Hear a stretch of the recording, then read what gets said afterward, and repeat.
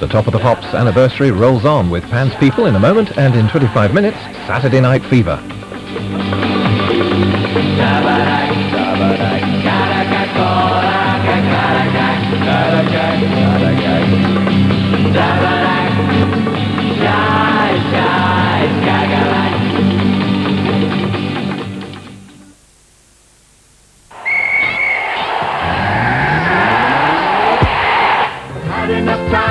To think about it, life's not gonna get me down. Got a rainbow in my pocket, I've got a dream that just won't die. Doing it my way, seeing it my way, got a lot of love to share. Life's a big banana sandwich, I haven't got a care. The all-new Alexei Sayle Show, Thursday at 9 on BBC2. They scored first, but they scored twice. This year they meet again in the third round of the FA Cup. Feel the excitement and drama and exclusive live coverage of Sheffield United versus Man United. Match of the day, the road to Wembley, Sunday afternoon at 3 on BBC1. Well, BBC One's Night of Pop goes out with a bang, a dash of disco and some Saturday Night Fever when John Travolta reaches the pitch in 25 minutes. And we look back to the 70s now on BBC One, to the time when each week Top of the Pops brought us the Dancing Girls. Well, I first became aware of the existence of Pan's People because I had a friend in Stowmarket called Terry who used to get into a frenzy of excitement each week as Top of the Pops came around because he regarded them as being the ultimate in erotic spectacles. I mean, he was almost, he felt he should be hosed down both before, during and after the Top of the Pops experience. They were the sort of girls that you wanted to go home with, You never ever did in a million years, but, you wanted to be, with girls like that every Saturday night. So the ones I got.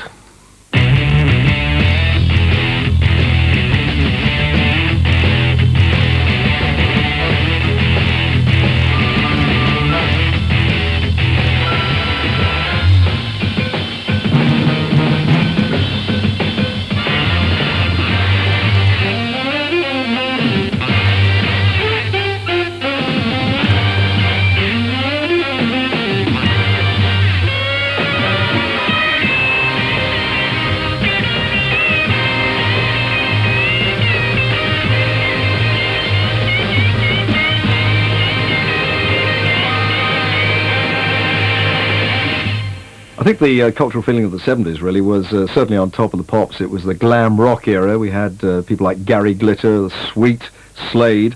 It was a lot of fun. And Top of the Pops and Pan's People were a way of life. They really were. And you were very uncool if you didn't switch on at 7:30 every Thursday night on BBC One. That's what everybody did. Pan's People hit Top of the Pops like a large steam hammer.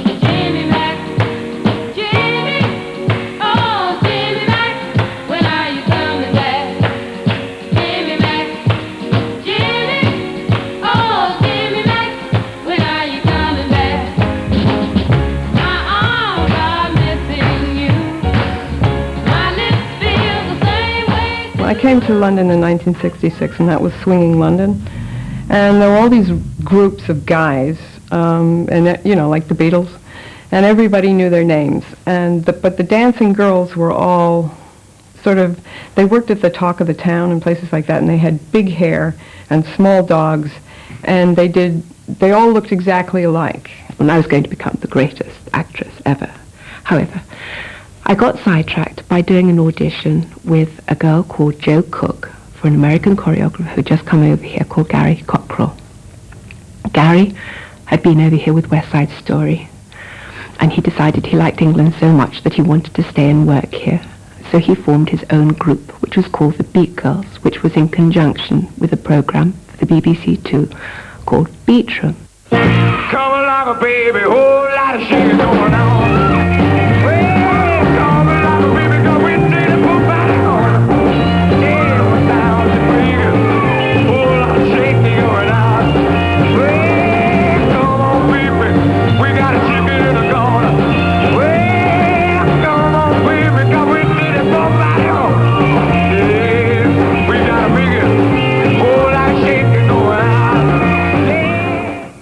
after a few weeks or so, Jo left because of contractual difficulties, and she went on to form this group called the Go-Joes. We've got the Go-Joes dancing here in Top of the Pops. We've got all the Top of the Poppers ready to do the whole bit, and I'm talking about Diana Ross and the Supremes.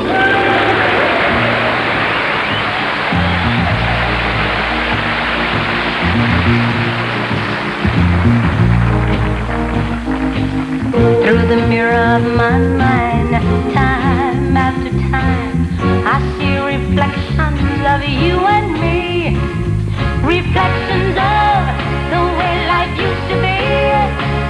Reflections of the love you took from me. When it started out, we were 6 girls who wanted to work together.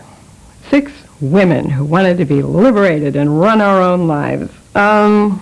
And be in control of our lives. You know, going to an audition is pretty degrading. I mean, just standing there like a meat market. And also what we were trying to do was avoid auditioning, because we were saying, this is it, take it or leave it. So on December the 8th, many years ago, I don't think I'm going to mention the year, Flick and myself and Babs broke away and decided we'd form Pan's People. But we didn't yet have the name. I wanted to call us Dionysus Darlings, but it was too long.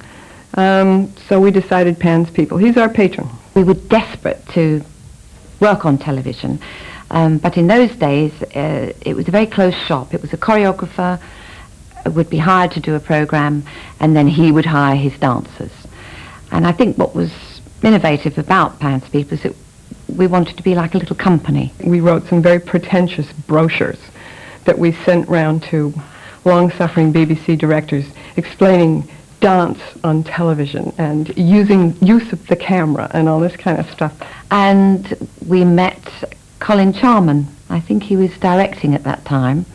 So we told him all about Pan's People and begged him to come along and see us rehearse and show him the sort of things we were doing, which he did.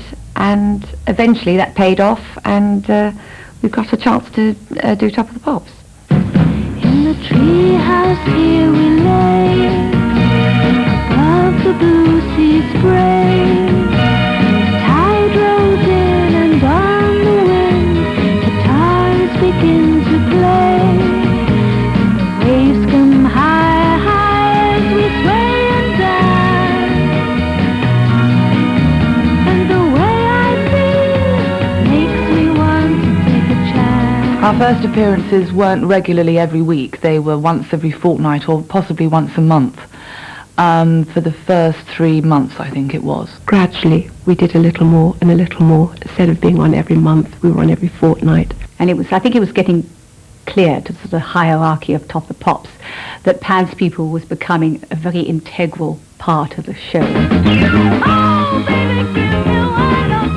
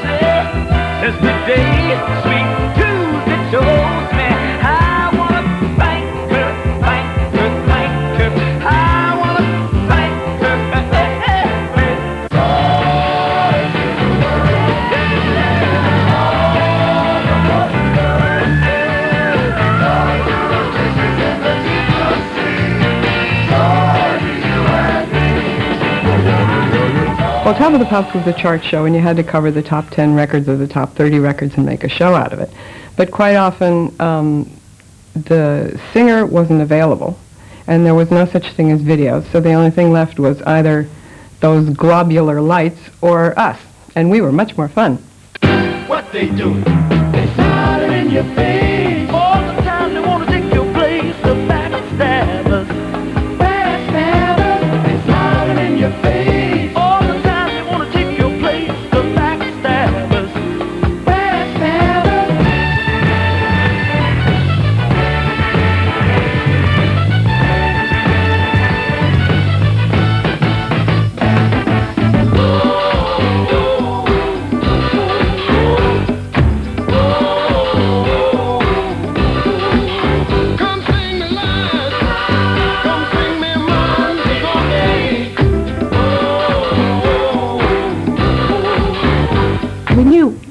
had an appeal because everybody was very interested in the clothes, in what we were going to do, what we were doing next week. We certainly knew from the fan mail that came in. We knew that what we were doing was becoming popular, but I don't think we realised quite the impact that it had. Oh, thanks very much, Larry. Of course, I really wanted to be an air hostess, or one of Pan's people. But meanwhile, I'm working at the builder's yard. Yeah, well, you have to compromise a bit, don't you? Yeah. Still, you never know, I might meet interesting people. Yeah. Gary Glitter might come in for a break. I remember when I first became conscious of my popularity, it was when the guy who was checking out the tall blonde in front of me at the supermarket said, "You're pretty enough to be in Pan's People." And I was standing right behind her, and he didn't even recognize me. If you're keen, Amos. You don't know me well, and every little thing only time will tell. If you believe the things that I do, and we'll see it through. Life can be short or long. Love can be right or wrong. We had some weird fan mail. Again, I think I'm glad I was naive. I didn't really realise what it was all about. I've actually got a letter here from one of my fans, which I can read out if you want me to, because some of them you can't read out. Dear Louise, I love you. I think you're the best looking person in the world. Please take an interest in this. I am not just one of those 1,000 of fans of yours. I am the top fan. I love you. Please write back to me. It would boost my confidence for the City and Guilds electronics exam.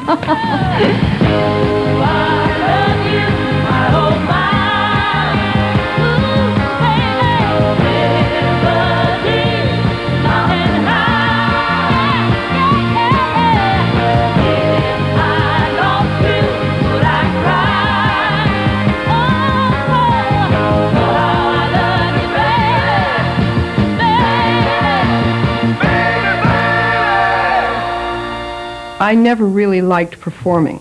I was always the one that went wrong because I was in the middle of the routine thinking, I couldn't have done it this way. I must have done it that way or something. And I was always worried about where the cameras were and if it was being shot correctly and things like that. And it got to the point where Flick just couldn't cope with being choreographer and dancer. So I think it was actually when we started doing the Bobby Gentry series that she actually gave up dancing, and it just became the 5 people, which people really tend to remember the most. Ain't no sunshine when she's gone. It's not warm when she's away. Ain't no sunshine when she's gone, and she's always gone too long. Anytime she goes away. When we first started Top of the Pops, we signed this ridiculous contract saying that we shouldn't get married. There's a picture of us all in wedding outfits doing that, saying Pan's people have vowed not to get married, us looking innocent. And Andrew Rutherford said, sod that, I'm getting married. So she got married and became pregnant. When Andy left the group, we had to find a replacement for her, so we held an open audition. It was in a massive big building, and it was just swarming with girls trying to be Pan's people. And there were girls packed and winding all the way down the stairs, all the way down to the basement. I thought, what am I doing? This is awful and frightening, and what is this? And hours later, it was my turn. There was this little face, and we just thought, and all this beautiful hair, and there was Cherry. We thought, that's the one. She's a fantastic dancer. And so we chose little Cherry. We were very democratic. It wasn't really like a choreographer and a dance group. I mean, we all made group decisions. So obviously, if they all wanted one person, unless she was a dog, I wasn't going to say absolutely not. And I thought they were right. I absolutely agreed with their decision. I've got you the most beautiful Christmas present. It's over there, really? Right? I bet you can't guess. I bet you can't guess what that is. It cost me an absolute fortune. How about that? That's Cherry, and she is going to be the brand new dancer with Pan's people. She came out of this package and she just looked adorable. And then we did the worst number I've ever seen in my life, and we had these big lumpy dresses on. I can't live, I can't give anymore. I can't live, living is without you. I can't give, I can't give anymore. The big problem half the time was the music. Because we were used to cover a piece of music that they didn't have coverage for, we really got some inappropriate stuff. The scene was rocking, all were digging the sound.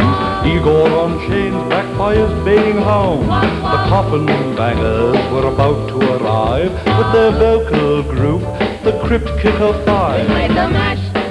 They played the Monster Mash. The Monster Mash.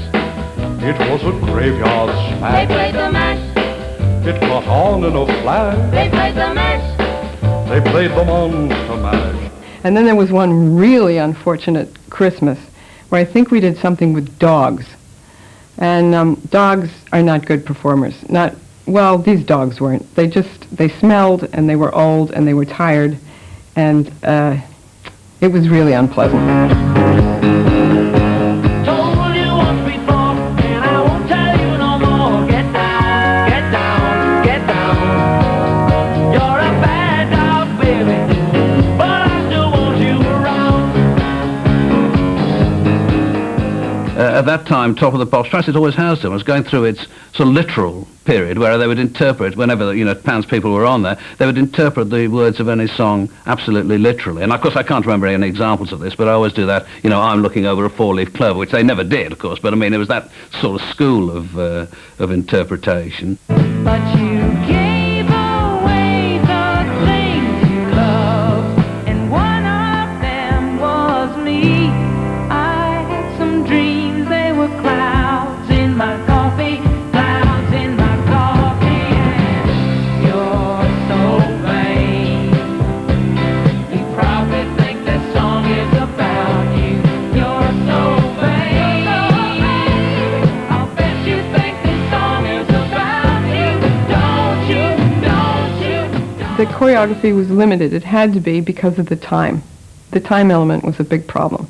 The Top of the Pops was recorded weekly, and quite often we would get the number that we were going to do the next week on Friday, and we recorded on Wednesday, but on Tuesday the number would drop and we'd have to start over again. We went through a whole period where we call it frisbees, because the PA would come and say, I'm sorry, and here's the record you've got to do, and Flick would just very calmly walk over to the record player, pick up the single that was dead, and just frisbee it across the room, and the next one would go on.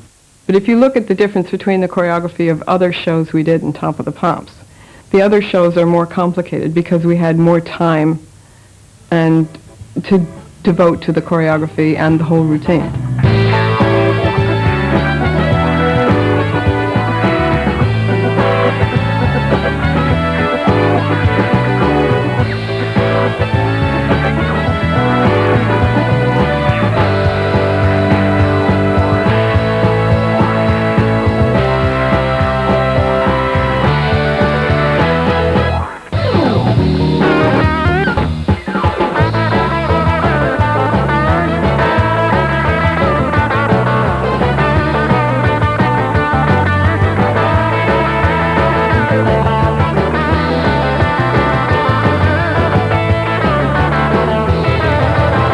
I remember getting up and looking down the television like that to try and see farther down the top of Babs's dress when she used to come up in big close-ups. I mean, to try and see more of her firm, ample chest. And I mean, to this day, I still don't actually know why it didn't work. You get up there like that and you're looking down. And I don't know, I just remember doing that. I was only about 25. We were definitely more overtly sexual than we realised at that particular time in our lives, because, and I think part of the reason is because being trained as professional dancers, you're trained to interpret the music, and a lot of the music is very sexual, so therefore you can't come on doing step will change to some raunchy record like Tina Turner Nutbush. I mean, it would just look ridiculous. A church house, gin house, a schoolhouse, outhouse, on highway number 19. The people city queen. They call it Nutbush. Oh, Nutbush. On a Nutbush city limit. 25 was the speed limit. I was having such fun, it didn't occur to me, but I kept getting letters from Miss Bush, who trained me, kept saying things like, Cherry, I do hope this is not, you're not, what's the word, betraying your integrity as a performer.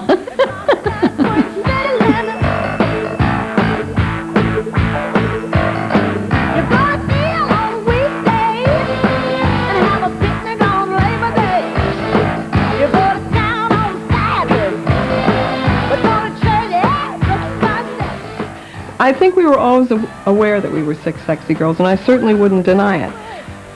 We had a kind of innocence that made it possible for us to get away with that. We liked being six sexy girls, if you really want me to be honest. I mean, it was a heck of a lot of fun.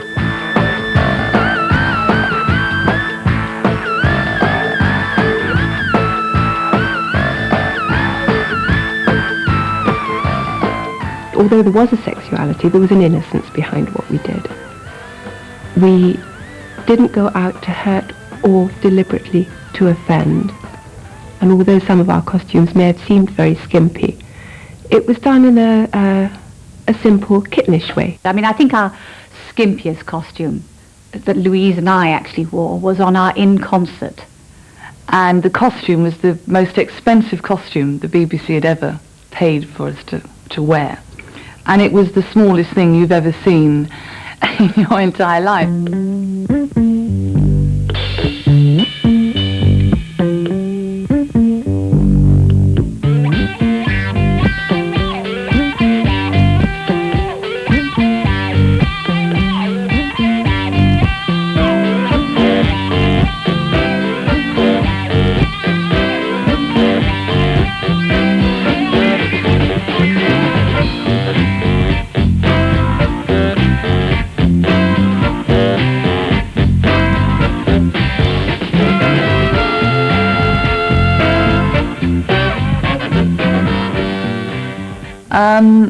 I decided to leave Pans because I had fallen in love. That was my basic reason.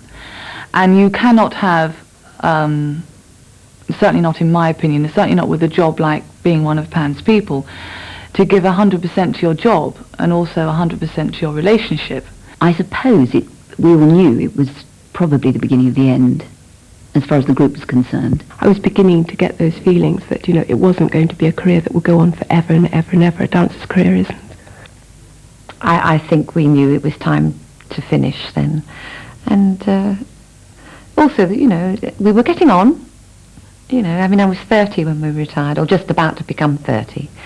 And the camera's not always so kind. You have to be able to take a good old close-up.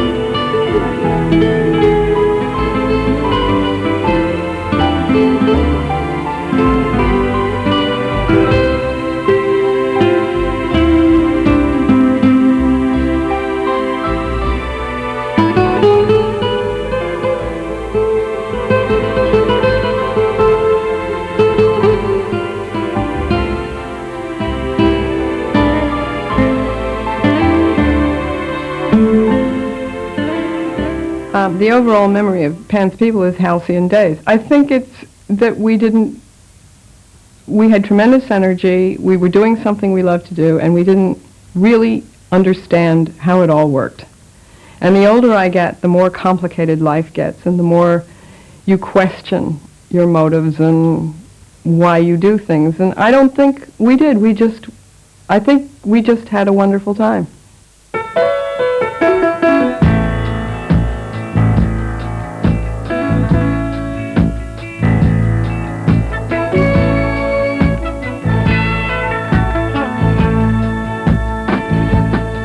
It must have broke your poor little heart when the boys used to say you look better in the dark.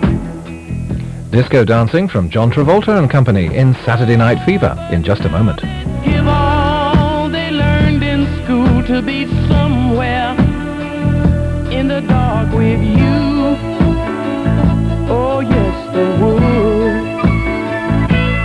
Only girl, she was so lonely. You're a beautiful woman. Oh yeah girl. Only girl, used to be lonely. You're a beautiful woman. Oh yeah. There was a boy who used to sit beside you, who'd like to hold.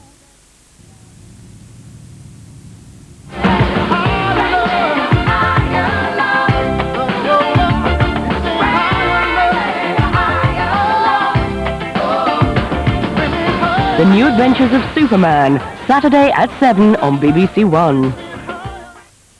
Well, World Darts are flying on BBC Two now in highlights of the last 4 second-round matches.